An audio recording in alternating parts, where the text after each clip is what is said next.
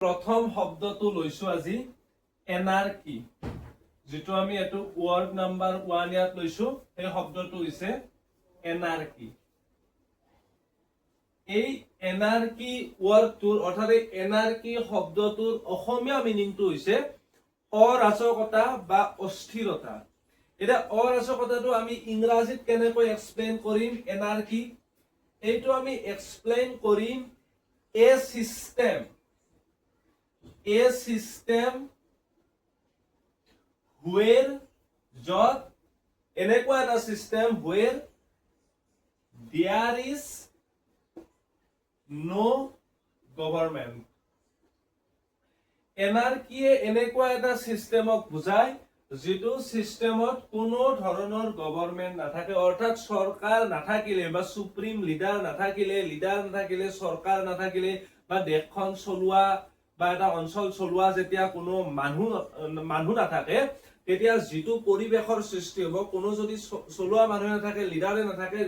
যেটো অস্বাভাৱিক পৰিস্থিতিৰ সৃষ্টি হ'ব, সেইটোকে কোৱা হয় এনাৰ্কি বুলি। অৰ্থাৎ a system where there is no government or there is no leader to run the common people, সেই সিচুৱেশনটোকে ক'ব এনাৰ্কি বুলি। এইটো আমি 1 নম্বৰ ওয়াৰ্ডটো লৈছো। এতিয়া যদি আমি 2 নম্বৰ ওয়াৰ্ডটো হৈছে আমাৰ থিওক্ৰেসি। এই থিওক্ৰেসি ওয়াৰ্ডটো যদি আমি চাও, 2 নম্বৰ ওয়াৰ্ডটো লৈছো আমি থিওক্ৰেসি।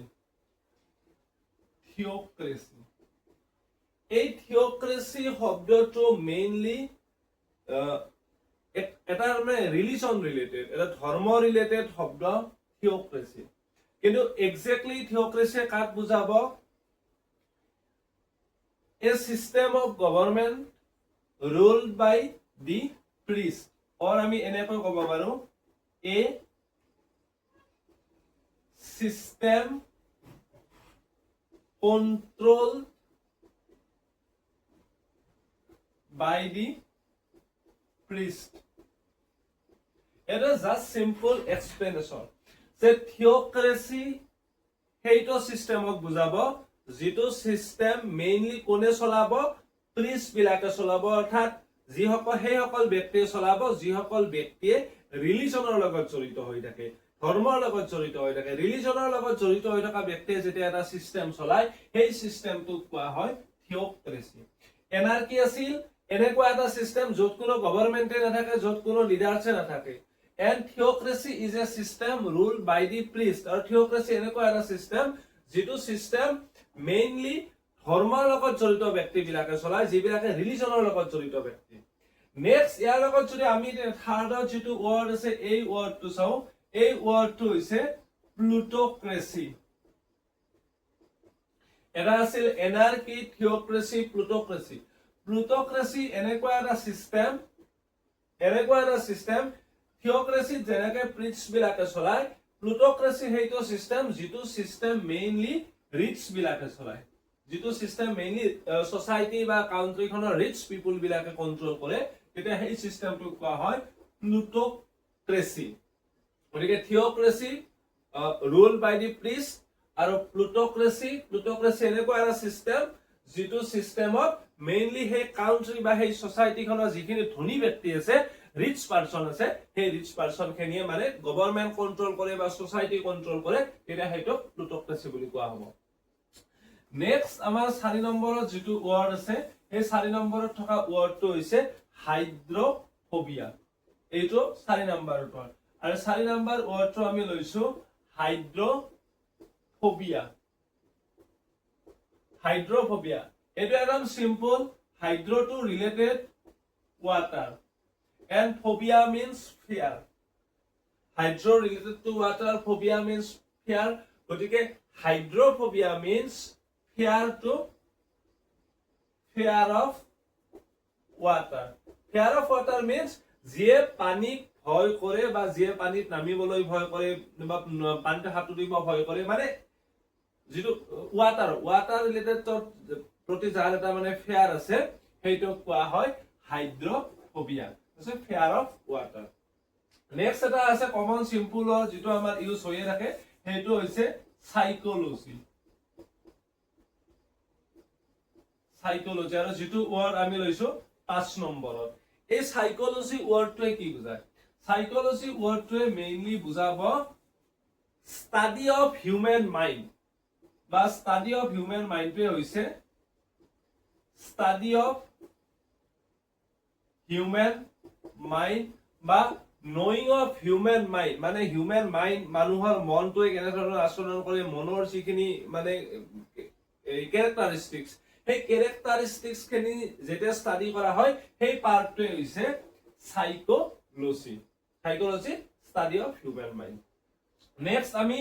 এই তিনিটা পৰা এক ধৰণৰ ওয়াৰ্ড 6 7 and 8 এই তিনিটা ওয়াৰ্ড যদি আমি একেলগে লিখো 6 নম্বৰ 7 নম্বৰ আৰু 8 নম্বৰত থকা ওয়াৰ্ড তিনিটা 6 নম্বৰৰ ওয়াৰ্ডটো আছে আমাৰ omnipresent 7 নম্বৰ ওয়াৰ্ডটো আছে omnipotent আৰু আমাৰ 8 নম্বৰ যেটো ওয়াৰ্ড আছে 8 নম্বৰ ওয়াৰ্ডটো আছে omniscient omnipresent মানে হৈছে omnipresentৰ মিনিংটো হৈছে যে present in everywhere সে এটা সময়তে যদি সকলো স্থানতে প্রেজেন্ট থাকে সেইটো কোৱা হয় omnipresent গলিকে omnipresent এটা সময়তে সকলো স্থানতে কোন থাকিব মই ইয়াৰ আছো এইখিনি সময়ত মই ৰুমৰ বাহিৰত নাই ৰুমৰ ভিতৰত আছো গতিকে এটা সময়ত যদি মই ৰুমৰ ভিতৰত থাকো ৰুমৰ বাহিৰত যাব নোৱাৰো গতিকে মোৰ ক্ষেত্ৰতে omnipresent ওয়াৰ্ডটো ইউজ নহয় বা হিউম্যানৰ ক্ষেত্ৰত omnipresent ওয়াৰ্ডটো ইউজ নহয় কিন্তু আমি এয়াৰৰ ক্ষেত্ৰত omnipresent ওয়াৰ্ডটো আমি ইউজ কৰিব পাৰো বা এই ওয়াৰ্ডটো তাতকৈ আৰু কাৰ ক্ষেত্ৰত ইউজ কৰা হয় গড অৰ্থাৎ ভগৱানৰ ক্ষেত্ৰত এই ওয়াৰ্ডটো ইউজ কৰা হয় God is omnipresent that means God is everywhere ভগৱান সকলোতে আছে সেই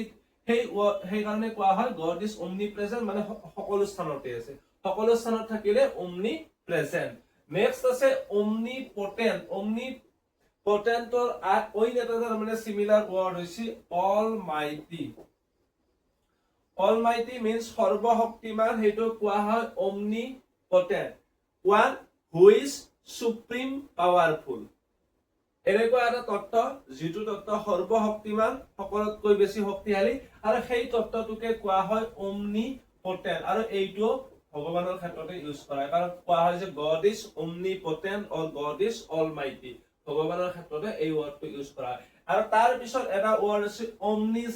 omniscient মানে knowing everything to know everything যে সকলোবিলাক বস্তু যদি জানে সেইটো কোৱা হয় omniscient আৰু সকলোবিলাক বস্তু কোনে জানে সকলোবিলাক বস্তু জানাৰ ক্ষেত্ৰতো এই গডৰ ক্ষেত্ৰতে এই ওয়াৰ্ডটো ইউজ কৰা হয় God is omniscient that means God knows everything গতিকে এই তিনিটা প্ৰায় সিমিলাৰ জাতীয় ওয়ার্ড এটা হৈছে omnipresent present in everywhere omnipotent most powerful or almighty and third one is omniscient an element who knows everything এনেকুৱা এটা তত্ত্ব যেটো তত্ত্বই সকলোবিলাক বস্তু সকলো কথাই জানে আৰু জেনাৰেলি এই omniscient ওয়াৰ্ডটো গড অৰ্থাৎ ভগৱানৰ ক্ষেত্ৰত ইউজ কৰা হয় এটো 8 নম্বৰ তাৰ পিছত আমাৰ 9 নম্বৰৰ যেটো ওয়ার্ড আছে সেইটো হৈছে glutton means excessive desire to eat excessively means যে কিবা এটা মানে এনি টাইম জুনে খোৱাৰ কথাই ভাবি থাকে খোৱাৰে ইচ্ছা কৰি থাকে সেইটোক ইংৰাজীত কোৱা হয় glutton means excessive desire to eat excessively or to think of eating anytime সেই হেতেটা কোৱা হয় glutton অৰ্থাৎ খোৱাৰ কথাটো মানে এনি টাইম ভাবি থকাটোকে কোৱা হয় glutton বুলি এইটো আছে 9 নম্বৰ নেক্সট আছে আমাৰ দুটা ওয়াৰ্ড এটা আছে 10 নম্বৰ আছে অটোবায়োগ্ৰাফি আৰু 11 নম্বৰত আছে বায়োগ্রাফি আমি যদি এই ওয়ার্ড দুটা চাও autobiography and এটা ওয়ার্ড আছে biography autobiography and biography word দুটা আমি কেনেকৈ ডিস্টিংগুইশ কৰিম প্ৰথমতে হৈছে সাপোজ এক্স এজন পাৰসন আছে এক্স পাৰ্চন জনৰ যদি জীৱনীটো তেওঁ জীৱনত কি কৰিছে বা তেওঁৰ জীৱনীটো যদি এক্স পাৰ্চনে নিজেই লিখে নিজে যদি নিজৰ জীৱনীটো লেখে তেতিয়াহ'লে সেইটো হ'ব অটোবায়োগ্ৰাফি আৰু এই এক্স নামৰ ব্যক্তিজনৰ জীৱনীটো যদি সাপোজ ওয়াই নামৰ ব্যক্তিজনে লিখে যে এক্স নামৰ ব্যক্তিজনক ওয়াই নামৰ ব্যক্তিজনে অবজাৰ্ভ কৰিলে লাইফত কি কৰিছে চালে আৰু পিছত সেইটো ওয়াইয়ে নিজৰ পইণ্ট অফ ভিউৰ পৰা লিখিলে তেতিয়াহ'লে সেইটো হ'ব বায়োগ্ৰাফি আৰু আমি টোটেল আমি 11টা পালো এতিয়া আমাৰ যদি এটা কৈ যদি এনাৰ কি আছিল এস a kind of system where there is no government এনেকুৱা এটা সিস্টেম য'ত কোনো ধৰণৰ গভৰ্ণমেণ্টে নাথাকে সেইটো হ'ব এনাৰ্কি থিওক্ৰেসি এ সিস্টেম ৰুল বাই দি প্ৰিস্ট অৰ্থাৎ ধৰ্মৰ লগত জড়িত ৰিলিজনৰ লগত জড়িত থকা ব্যক্তিয়ে যেতিয়া এটা সিস্টেম চলাই তাক কোৱা হ'ব থিওক্ৰেসি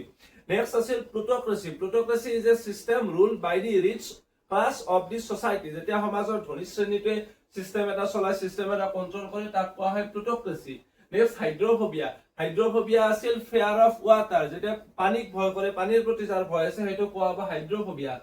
5 নম্বৰ আছিল psychology psychology means study of human mind মানুহৰ মন সম্পৰ্কে স্টাডি কৰাটো মনৰ ক্যাৰেক্টাৰিস্টিক স্টাডি কৰাটো হ'ব সাইকোলজি নেক্সট আছে omnipresent omnipotent omniscient তিনিটা সাধাৰণতে ভগৱানৰ ক্ষেত্ৰত ইউজ কৰা হয় omnipresent means present in everywhere omnipotent almighty one who is supreme powerful and omniscient one who knows everything যে সকলোবিলাক জানিলে omniscient সৰ্বশক্তিমান omnipotent আৰু সকলোৰ ঠাইতে যদি প্ৰেজেন্ট থাকে এটো হ'ব omnipresent নেক্সট আছিল গ্লুটন গ্লুটন মানে যি এনি টাইম খোৱাৰ কথাই ভাবি থাকে খোৱাৰ চিন্তাই কৰি থাকে that's mean excessive desire to eat excessively